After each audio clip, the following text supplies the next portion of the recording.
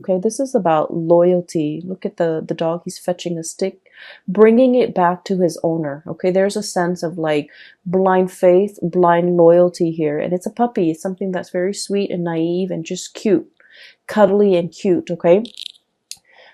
So when I saw this card, the song came out, this card flew out, and then I was getting the message of like, eh, I'm hearing bait, I'm hearing hook, I'm hearing fetch. Okay, so I don't know if I don't feel like somebody's doing this to you, and I don't feel like those are malicious words, but I feel like there's an interaction between you and another person that's very cat and mouse. It's very, very cat and mouse. And I feel like, one person has to one person has to like communicate in a way that might be cryptic in order to get the other person to ask more questions, in order to get the conversation flowing again. So I feel like it's like a bait, it's like a hook, it's like a situation where it's like skirting around the issue. One person says this and the other person is like reading between the lines, and that, things like that, blurred communication. And so those are the kind of like the imageries that I saw. Okay. I want to talk about this reading because I feel like there's a definite beginning and there's an end. So it's very rare that, the cards are very succinct where it's telling the story in its entirety. So let me just start from the beginning. I have here the Four of Swords, stoppage in communication. The way this card is depicted, it's orange, okay? And I think of like orange is something where it's not really red, it's not really green. It's like slow down, right? Like that yellow light or the orange sign or the orange color, it's like in between the spectrum, hot and cold. I feel like there was something that had a lot of potential to get off the ground, and for some reason it was cut short from your actions or the other person's actions, but no one is relinquishing. I mentioned to you guys that you guys are very, very, very, very stubborn. Okay? Once you have your mind made up about something, a course of action, a decision, I just feel like you don't really give. Okay? So there's a situation where the strings are like, taut. Okay? The strings are just extended. And if it's like a tug of war, nobody's really winning. And so what needs to happen in a situation where there's a stalemate in the tug of war game is, you splice it right down the middle and both sides fall down. Because that's what I feel. It's like no one is willing to relinquish control. No one's willing to compromise. No one is willing to let the other person win. And so if you slice the cord down the middle, both sides, have been pulling with all their might, they're going to collapse within themselves. So there's a situation here. It hasn't been spliced yet, but it's getting very, very close. It's like a tenuous situation where we have to learn to compromise, where we have to learn to give, where we have to learn to like give the other person some leeway, give the situation some leeway. But more than anything, it's a reflection of yourself too, giving yourself some slack, okay? Not running yourself too ragged to the ground in order to fix situations. Giving yourself some slack, maybe even letting the situation rest so that you can revisit it another time to resolve the situation. Does that make sense? So I feel like there's a stalemate here. And the stalemate has created some type of animosity between you and another person where you're feeling the pains of separation. Three of Swords, okay? So we're going from a Four of Swords, Three of Swords. This is I feel like it's very momentary. I feel like it's very momentary. Is that even a word? I'm thinking momentary, but I'm like, my mind is like monetary. It could be like financially related where you're not giving slack to the other person. For some of you, if this is like a divorce proceeding, a separation or something like that, you're trying to iron out your financial assets and you're just like, I don't want the other person to get anything. or the other person could be doing this to you, you know, not wanting you to get the house, not wanting you to get the kids, not wanting you to, you know, just, I'm feeling that. It feels a little uncomfortable. Okay. Financial assets. No one is really compromising. But going back to my original train of thoughts, I feel like this is very temporary. Okay. So the word is not monetary, or momentary, but very temporary. Because we're descending, okay? Four of Swords to the Three of Swords, and then it's going to be the Two of Swords, stalemate, revisiting a situation, mulling things over, and then the Ace of Swords, where things will start to, the two of you will start to communicate again. So what I'm seeing here with this Three of Swords is there's a tremendous sense about missing another person. The other person really misses your presence, your communication. You likewise, no matter how stubborn you can be, you really miss the other person, what they bring into the picture, their insights, their perspective. You really miss the perspective that the other person brings into the picture. You might have a problem, and then they would say something that makes your problem seem very, very minuscule. Okay? Not that they try to belittle you or downplay your problems. It's just they have a really high vantage point. Okay? So for example, if you're complaining, and like I said, they're not downplaying your problems. They're not brushing them off. They're not belittling whatever you have to say. I don't see that. I just feel like you're dealing with someone who sees the bigger picture. Okay. So for example, if you're just like, oh my gosh, I came to work, 10 minutes late today. I slipped through the door, and I'm worried that my boss is going to find out, they might have a habit of saying like, well, your boss trusts you. So, even if you come in 10 minutes late, they're not going to question you, or they're not going to think the worst of it. It's like they know exactly what to say to make the problems seem very minuscule, to wave the problems away, and to kind of like calm your nerves and calm your worries. They have a very wise, understanding way about them. And so I feel like you really miss the communication. You really miss the perspective change that they bring into your life. And then I also feel like there was a situation here where there was definitely a big stalemate, okay? Somebody feels a little bit attacked. Somebody feels like we're talking, it's like things taken out of context, things just escalating right before your eyes, and you don't even know how it got that big. And so I feel like, I'm seeing almost like a balloon where it just balloons out of control, and it needs to be popped. Okay, so the question needs to be popped, or like the circumstance, the distance needs to be bridged between the two of you, or there's something here where the communication will start up again. I feel like we have here the Seven of Cups. In the traditional Rider-Waite deck, this is like, online type of communication. There might have been a stoppage in communication when it comes to, the things that you do online, okay? Text messages even. I'm hearing Skype, and I'm also hearing like emails and things like that, okay? And so you might be wondering what the other person is doing.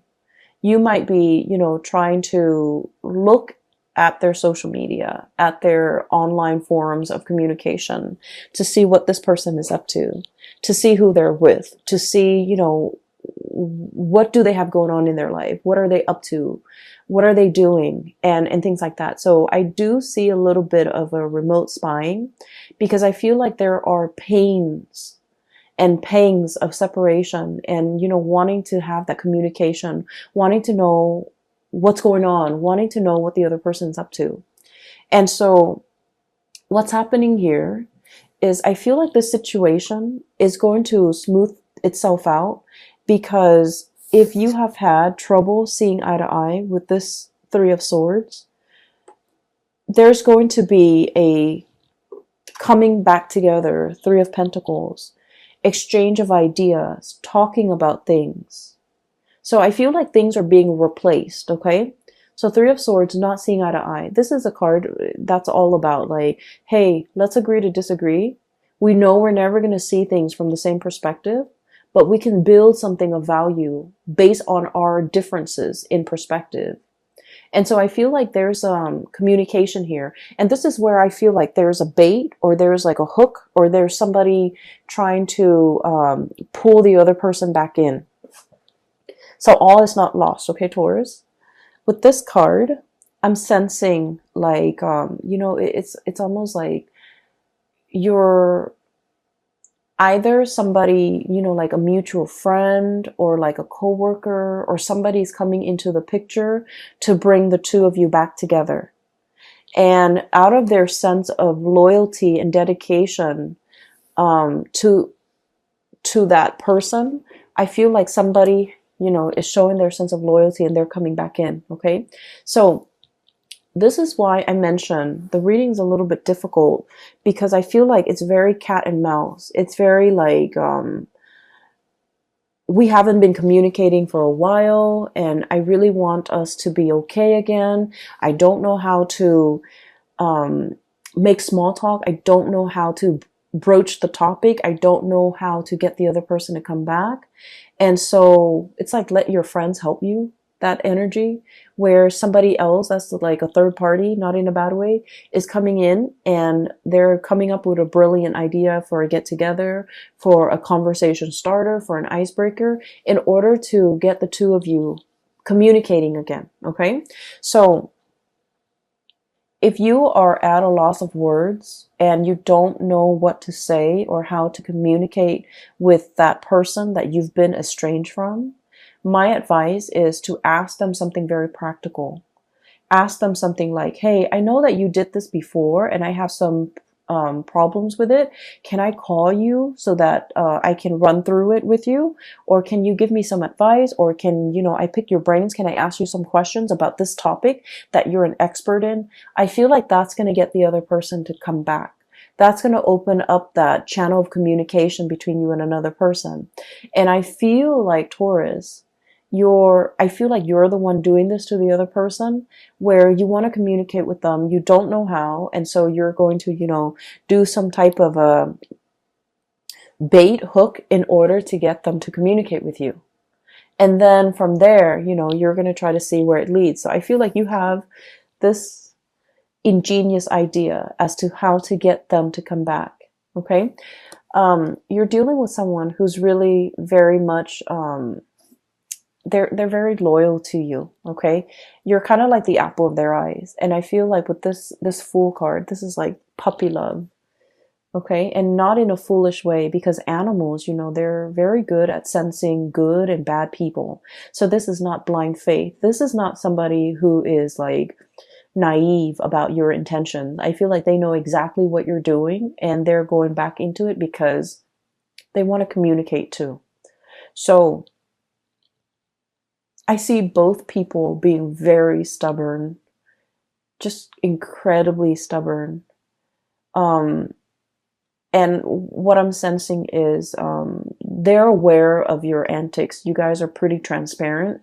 They're aware of what you're doing, and they're not calling you out on it because I feel like they miss the communication. They don't want that distance. They want to bridge that gap, and they do want to communicate with you and come in and see what you have to say. Okay. So I feel like there's a situation here where you feel like you have a brilliant idea as to how to get them talking again, but they already see through it. They see through the facade. They're able to sniff it out, and they're still coming back. So I feel like somebody's coming back under the guise of helping somebody else with something, but it's not really, it's just conversation starter. Okay. So what I feel here is somebody sees your game. Somebody knows exactly what you're trying to do. And, they're pretending like, on the surface, they're falling for it, but they're not really falling for it. They're aware of what you're doing.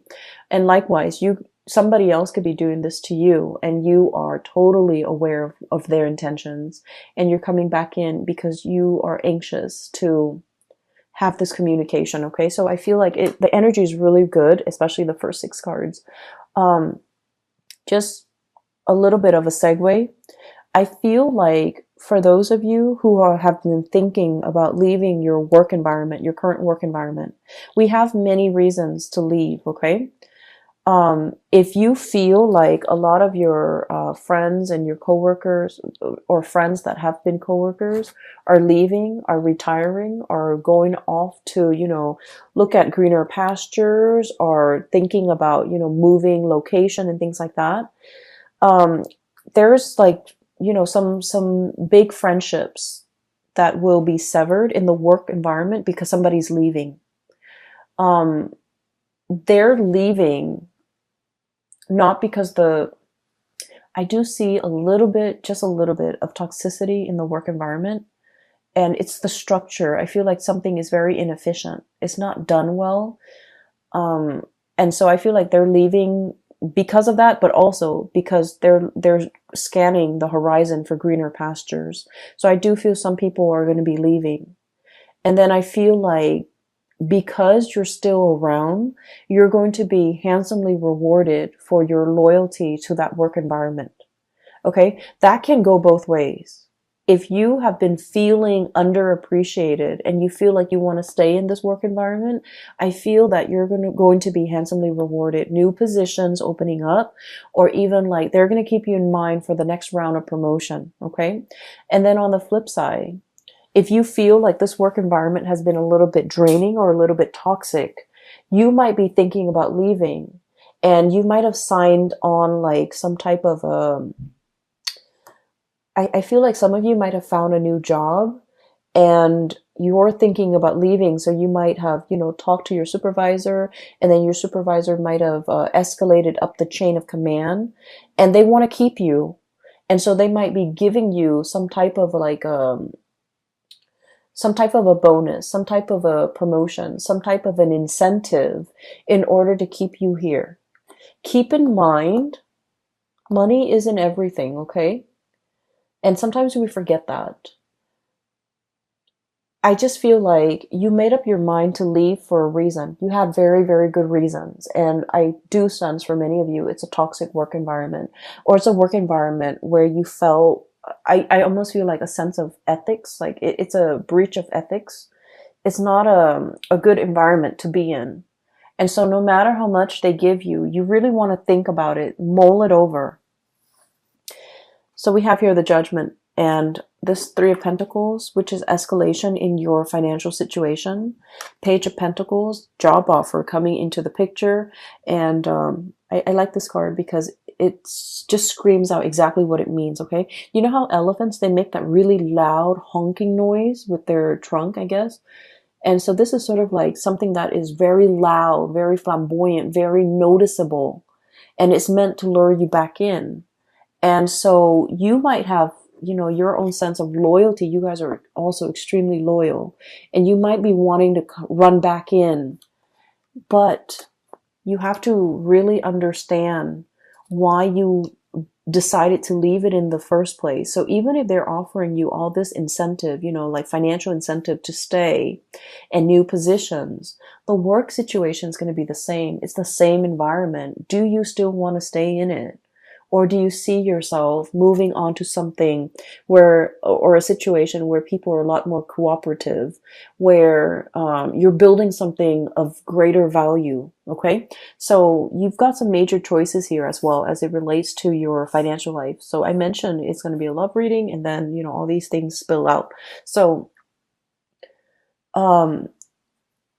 it's important to spend this month, November, to mull these decisions over. I don't suggest you might be pressed for time. I do see a situation where there's like patience, but there's also fast moving energy and communication coming in as well. So I feel like you might have a very narrow window of time to make a decision, to submit that, resignation letter, or even telling the new organization when you want to start. So I do see here a situation where it's time sensitive. It's very delicate.